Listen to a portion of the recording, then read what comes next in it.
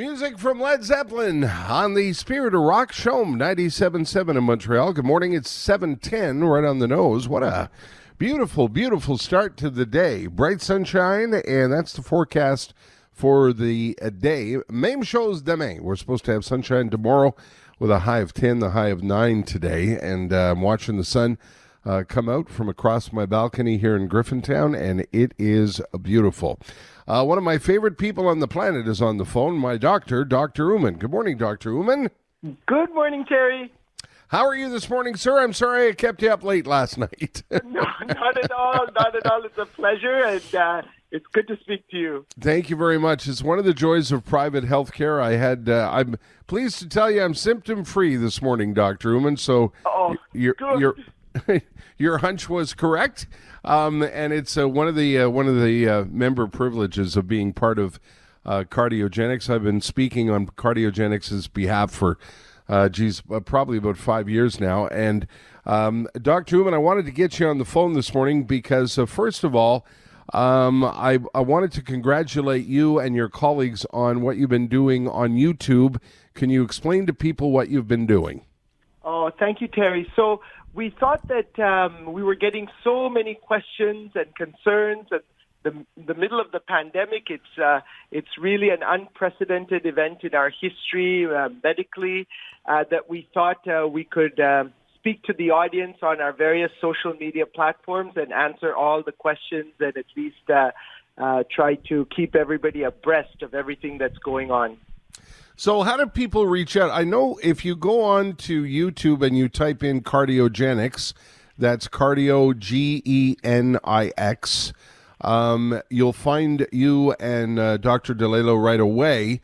But how do people reach out to you if they have specific questions they would like answered, Dr. Oommen? Okay, that's a great question. So we're on multiple platforms, so you could reach out to us on Facebook and type in Facebook Cardiogenix or YouTube, as you said, Instagram. You could go to our website. We always post all of our segments, the video segments, and we put out 2 brochures also to give general guidelines on social distancing and the various terms we're hearing and coronavirus, what is it? And for specific questions, Terry, they could always email it to info@cardiogenix.ca. Okay. So any questions that you have, Dr. Oommen and his colleagues will try and answer them. Dr. Oommen, we're moving into what's called community spread, I think, right now. Is that the term? We've moved from it being spread from people who are traveling to people who are now in the community giving it to each other, correct? Yes, I think it's safe to say that now, Terry, which is a more worrisome phase because now community spread essentially means that it's like the common cold in the sense that we don't often know where exactly it came from, not just travelers or not just patients being in contact with somebody who was positive, but spreading through the community, and we can't always trace where it may have come from or they weren't traveling or, weren't in contact with anyone who was known to be positive. And what's other than social distancing, what are you telling your patients, Dr. Oommen? What's the best thing that we can do other than just stay home all the time? That's a really good question, Terry. So let's look at it from 2 points of view. One point is the social distancing. So like avoiding the common cold, we have to do everything in our power because this virus, nobody on the planet has been exposed to. So we essentially have no immunity, which makes everybody vulnerable, especially those who are a bit older in our society and have more underlying medical conditions. That we know for sure. The problem when you reach the phase of community spread, the numbers reach such a level that now we're seeing mortality even under 65 in significant numbers around the world.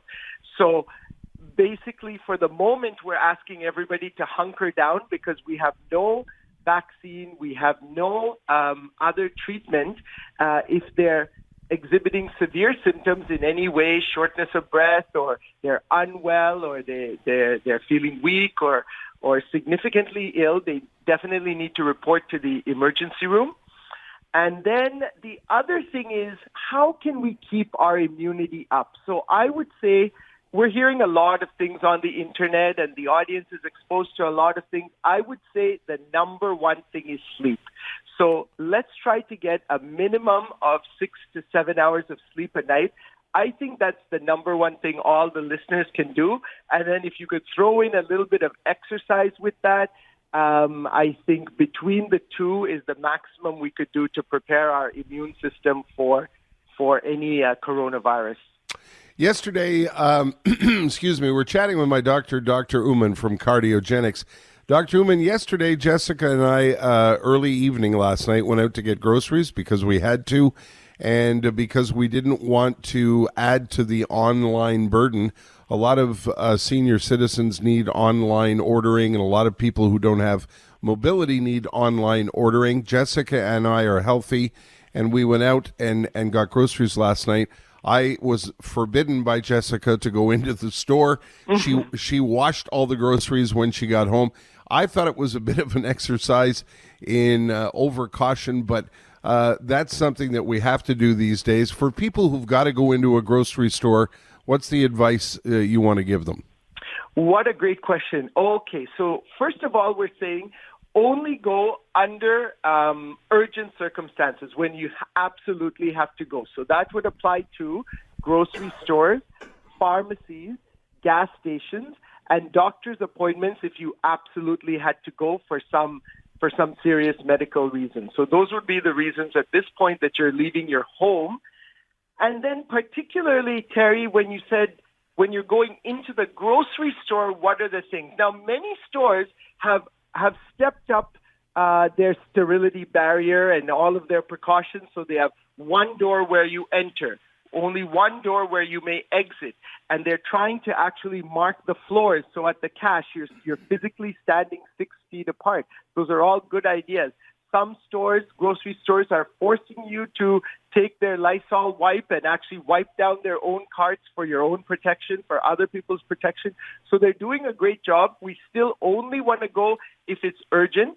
The more chronic medical conditions we have, the older we are. We keep talking about the age 65, which I don't think is very old at all.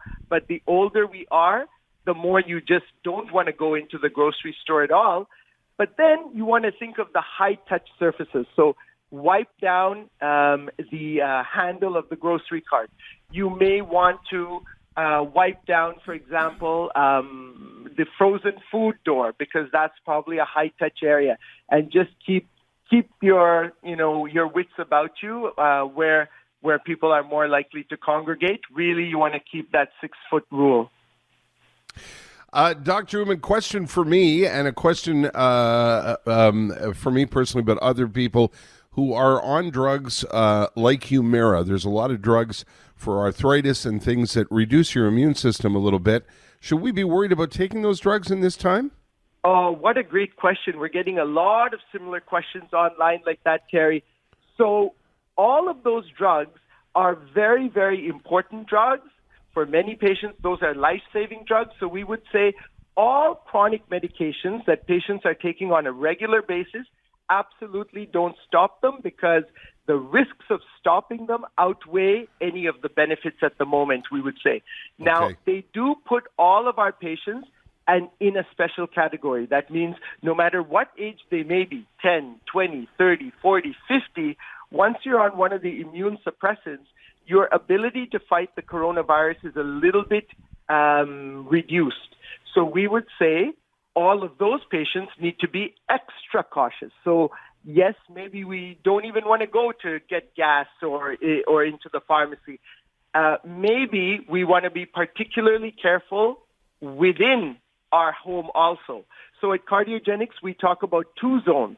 We talk about a zone around your house and a zone within your house. So the person who's immunocompromised, who may have an immune system problem or on some of the medications like you mentioned, even within their house, they need to further isolate themselves as much as they can from their family members. So at all times, they need a 6-foot parameter, because somebody may be leaving the house, going to work and coming back, and they will introduce the virus into the home, and those people are particularly vulnerable. So there's two security parameters in that case. One that constantly follows the patient. We want a 6-foot barrier, and one around their house.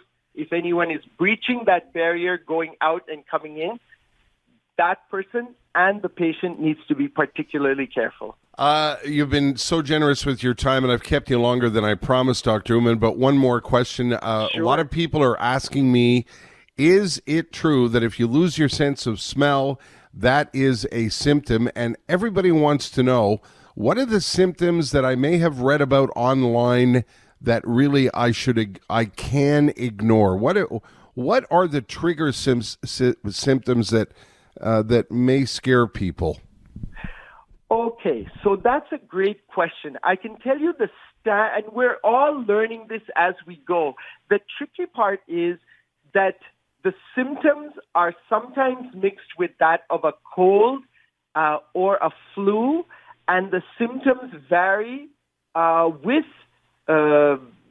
where the patient is, what age of the patient, what's their immune status, what's their underlying medical conditions.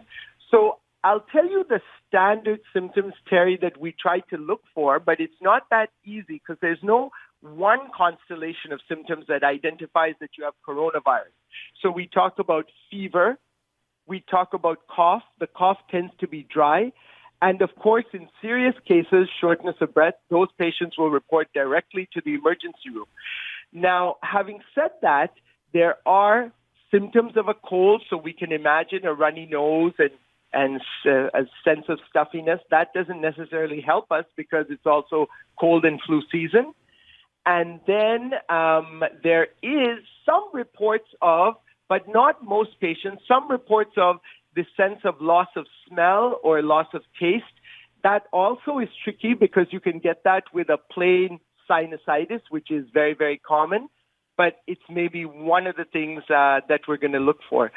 So the idea is just to keep your awareness about you. The older you are, the more underlying chronic medical conditions you have with your heart, your lungs, your kidneys, or your medications, the more you just want to be aware of these symptoms. What's the address again if people have questions for your YouTube channel? Okay, so they could probably email us directly at info@cardiogenix.ca. Just like I do when I visit your office, Dr. Oommen, I always say, boy, I've kept you long enough. You've been very, very generous with your time. I can't thank you enough. I told you 5 minutes. It was closer to 10.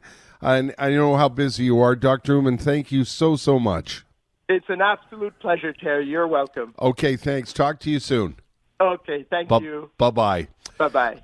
That is Dr. Oommen. I've been talking about Cardiogenix for so long, and that gives you an inside peek at how wonderful things are at that clinic. And Dr. Oommen, when you have an appointment with them, you can spend as much time as you want with them. And Cardiogenix offers all of those services. You can visit their website at cardiogenix.com, but I encourage you to go to the YouTube channel. They are doing updates every day. Dr. Oommen and his colleagues are answering questions at that email address he gave you. And the YouTube videos aren't long. They're only about 10 minutes, but they're jam-packed with daily information that's so important during this time.